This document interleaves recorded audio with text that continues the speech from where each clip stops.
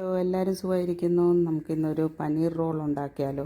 രാവിലെ എഴുന്നേറ്റപ്പോൾ എന്നാ ഉണ്ടാക്കണം ഒക്കെ എന്നാ കൊടുത്തു വിടും ലഞ്ചിന് നിങ്ങൾക്ക് ഇങ്ങനെ ഇരുന്നപ്പോഴെന്നാ പനീർ റോളോ ഉണ്ടാക്കി കൊടുത്തു വിടാമെന്ന് വിചാരിച്ചു.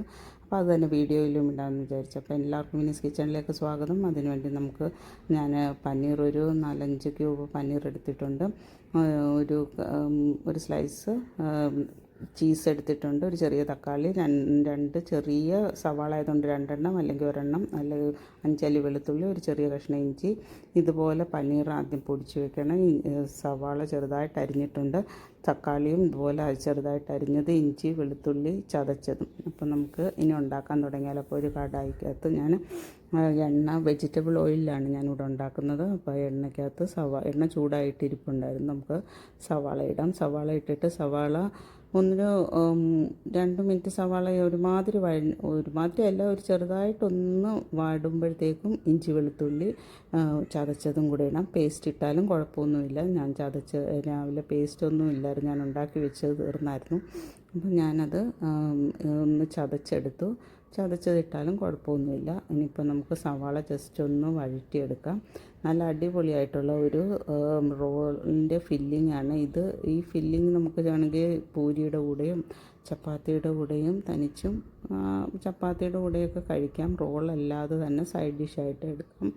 അപ്പം ഞാൻ ഇഞ്ചി വെളുത്തുള്ളി ചതച്ചതും കൂടെ അതിനകത്തിട്ടു. ഇനി അതെല്ലാം കൂടെ ഒന്ന് വഴറ്റി നന്നായിട്ട് ഒരുമാതിരി ബ്രൗൺ കളറൊന്നും ആകണ്ട, ജസ്റ്റ് ഒരുമാതിരി ഒന്ന് വഴറ്റി കഴിഞ്ഞിട്ട് പിന്നെ ഇതിനകത്തോട്ട് കുറച്ച് പൊടികൾ ആഡ് ചെയ്യണം.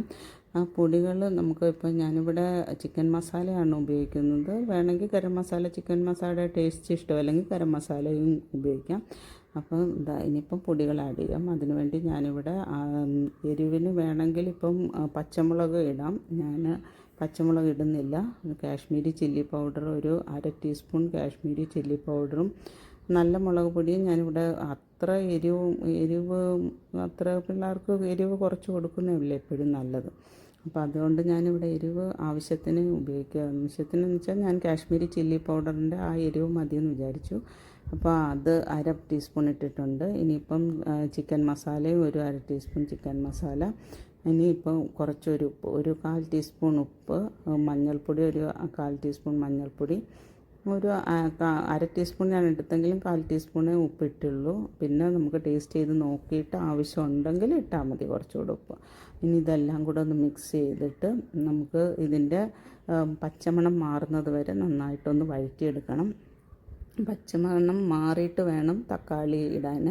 അത് നേരത്തെ തക്കാളി ഇട്ടാൽ അതിൻ്റെ ആ ഒരു ഞാനങ്ങനെ ചില കറികൾക്ക് നമ്മൾ ആദ്യമേ വഴറ്റുമ്പോൾ തക്കാളി ഇട്ട് പിന്നെ പൊടികൾ ആഡ് ചെയ്യുന്നത്. ഇതിന് ഞാൻ പൊടികളുടെ പച്ചമണം മാറിയിട്ടേ തക്കാളി ഇടാറുള്ളൂ. അപ്പം ഏകദേശം ഇതിൻ്റെയൊക്കെ പച്ചമണം മാറി വരുന്നുണ്ട്. ഒരു മിനിറ്റ് മതി, നന്നായിട്ട് വഴറ്റുമ്പോഴത്തേക്ക് പച്ചമണം മാറും. ഇനി നമുക്ക് തക്കാളി ആഡ് ചെയ്യാം.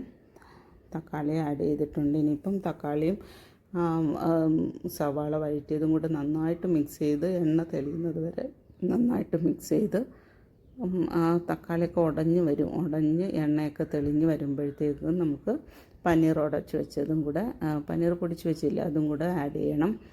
എണ്ണയൊക്കെ തെളിഞ്ഞ് വരുന്നുണ്ട്. ഇനി നമുക്ക് പനീറും കൂടെ ആഡ് ചെയ്യാം. പനീറിന് പകരം നമുക്ക് മുട്ടയാണെങ്കിലും ബീറ്റ് ചെയ്തിട്ട് അത് വേണമെങ്കിലും ഇതിനകത്ത് ആഡ് ചെയ്ത് കൊടുക്കാം. അതും നല്ല ടേസ്റ്റി ആയിട്ട് റോള് ചെയ്ത് അതും കൊടുത്തു വിടാം. ഞാനിന്ന് പനീറാണ് എടുത്തിരിക്കുന്നത്. അപ്പോൾ പനീർ പൊടിച്ച് അതിനകത്തോട്ട് ചേർന്നിട്ടുണ്ട്. ഇനി ഇതെല്ലാം കൂടെ മിക്സ് ചെയ്ത്, ഇതെല്ലാം ഒരു മീഡിയം ഫ്ലെയിമിലാണ് ഇതെല്ലാം കുക്ക് ചെയ്യേണ്ടത്. ഇപ്പം എല്ലാം കൂടെ മിക്സ് ചെയ്തിട്ട് ഇനിയിപ്പം പനീറും കൂടി ഇട്ട് നന്നായിട്ട് മിക്സ് ചെയ്ത് അതിൻ്റെ കൂടെ നല്ലൊരു ഫില്ലിങ് റെഡി ആയിക്കൊണ്ടിരിക്കുന്നു.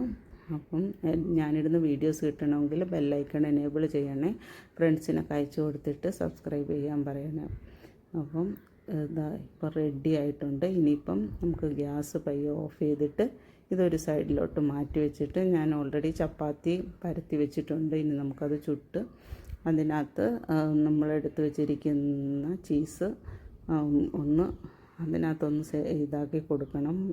ചീസ് ഉരുക്കി ചപ്പാത്തിയിലൊക്കെ ഒന്ന് തേച്ച് കൊടുക്കണം. അപ്പം നമ്മുടെ ഫില്ലിങ് റെഡിയായി. ഇനി നമുക്ക് ചപ്പാത്തി ഉണ്ടാക്കാൻ ഞാൻ ഓൾറെഡി പരത്തി ആ ഒരു കല്ലിലിട്ടിട്ടുണ്ട്. കല്ല് ചൂടായിട്ടുണ്ടായിരുന്നു. അപ്പം ഇത് സെറ്റായി, നമ്മുടെ ഫില്ലിങ് റെഡിയായി. ഇനിയിപ്പം ചപ്പാത്തി ചുട്ടെടുക്കാം. ചപ്പാത്തി ഒരെണ്ണം ചുട്ട് നന്നായിട്ട് ചുട്ടിട്ട് അതിൻ്റെ മുകളിൽ ചീസൊക്കെ വെച്ച്, ചീസൊന്ന് ഉരുകാൻ വേണ്ടിയാണ് ഈ ചപ്പാത്തി എടുക്കാറാകുമ്പം വേണം ചീസ് അതിനകത്ത് ഇതുപോലെ. ഇപ്പോൾ ചപ്പാത്തി ചുട്ട് കഴിഞ്ഞു, ഇനി നമുക്ക് ചീസ് അതിൻ്റെ മുകളിൽ വെച്ച് കൊടുക്കാം. അപ്പോൾ ആ ചൂടിൽ ചീസൊന്ന് ഉരുകി വരും. ചീസൊന്ന് ഉരുകി വരുമ്പോഴും നമുക്കതിനകത്ത് നന്നായിട്ട് ചപ്പാത്തിയുടെ എല്ലാ ഭാഗത്തും എത്തുന്ന രീതിയിൽ പരട്ടിയൊക്കെ കൊടുക്കാൻ പറ്റും. അതുകൊണ്ടാണ് ഇങ്ങനെ ചെയ്യുന്നത്. അപ്പോൾ നമുക്ക് ഓൾറെഡി നമ്മൾ എടുത്ത് വെച്ച ഇതെല്ലാം പരട്ടി നമുക്കതിനകത്തോട്ട് ഫില്ലിങ് ആഡ് ചെയ്യാം. ഇത് നല്ല അടിപൊളിയായിട്ട് നല്ല മണമൊക്കെ വരുന്നുണ്ടായിരുന്നു. നല്ലൊരു ഫില്ലിങ്ങാണ് ഇത്. തനിച്ച് പൂരിയുടെ കൂടെയും ചപ്പാത്തിയുടെ കൂടെയൊക്കെ കഴിക്കാം ഇത് സെപ്പറേറ്റ് ആയിട്ടും. അപ്പോൾ ഇങ്ങനെ റോൾ ചെയ്തും കൊടുത്തു വിടാം. ഇതുപോലെ പയ്യെ റോൾ ചെയ്ത് നമുക്ക് ലഞ്ച് ബോക്സിലോട്ട് മാറ്റാം. ഇനിയിപ്പം അടുത്ത് നമ്മൾ സെറ്റ് ചെയ്ത് വെച്ച ഒരു ചപ്പാത്തിയും കൂടെ ഉണ്ടല്ലോ, അതും കൂടെ എടുത്ത് അതിനകത്തും കൂടെ ഫില്ലിങ് ആഡ് ചെയ്തിട്ട് ഞാൻ ഇതുപോലെ ഇപ്പോൾ അതിൻ്റെ ചീസ് ഉരുകിയിരിക്കുക.